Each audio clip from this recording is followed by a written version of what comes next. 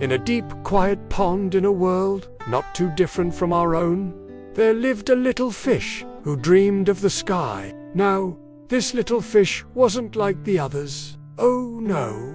While his friends were perfectly happy chasing bugs along the water as lilies or playing hide and seek amongst the tall green reeds, he would often be found gazing up at the clouds drifting lazily overhead and dreaming of what it would be like to touch one. As he watched the clouds drift by, the little fish would imagine himself leaping high out of the water, higher and higher, until he was up in the sky amongst the very stars.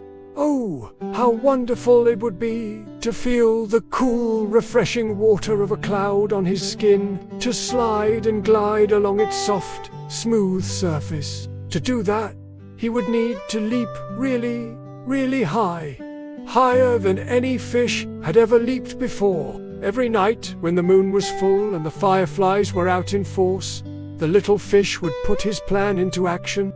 Taking a deep breath, he would dart towards the surface of the water, his heart pounding with excitement and his tiny fins spread wide like sails. Up and up he would go, twisting and turning through the air, the water sparkling around him like 1,000 tiny stars.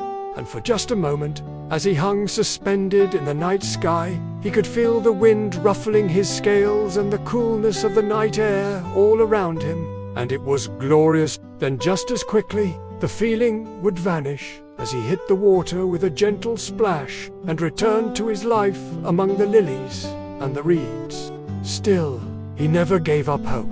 Every night he would dream of the sky, and every night he would leap. Now, there happened to be an old, wise turtle who had been watching the little fish's nightly escapades with amusement. One night, after the little fish had leaped and splashed back down into the pond, the old wise turtle swam up to him and asked, "Why do you do that, little fish? Why do you waste your energy leaping up into the air, only to come crashing back down into the water?" The little fish sighed. "Because, wise turtle, I want to touch the clouds. I want to feel the sky on my skin. Is that so wrong?" The old wise turtle shook his head slowly. "No, little fish, it is not wrong. It is just, well, impossible. You are a creature of the water, and your element is not the sky, but the pond." "Oh," said the little fish, his eyes drooping. He knew the old wise turtle was right, but that didn't stop him from dreaming. The old wise turtle saw the disappointment in the little fish's eyes and felt a pang of sympathy. So he said, "Why don't you try a different dream? One that is a little more, shall we say, attainable." "Like what?" asked the little fish, brightening a little. The old wise turtle smiled. "How about a dream that takes you not up into the sky, but down into the depths of the pond?" And so that's what the little fish did. Every night, instead of leaping up into the air, he would dive down into the murky depths of the pond. At first, it was scary, but after a while, he got used to it, and soon he discovered a whole new world down there. There were all sorts of wonderful things to see and explore in the dark depths of the pond.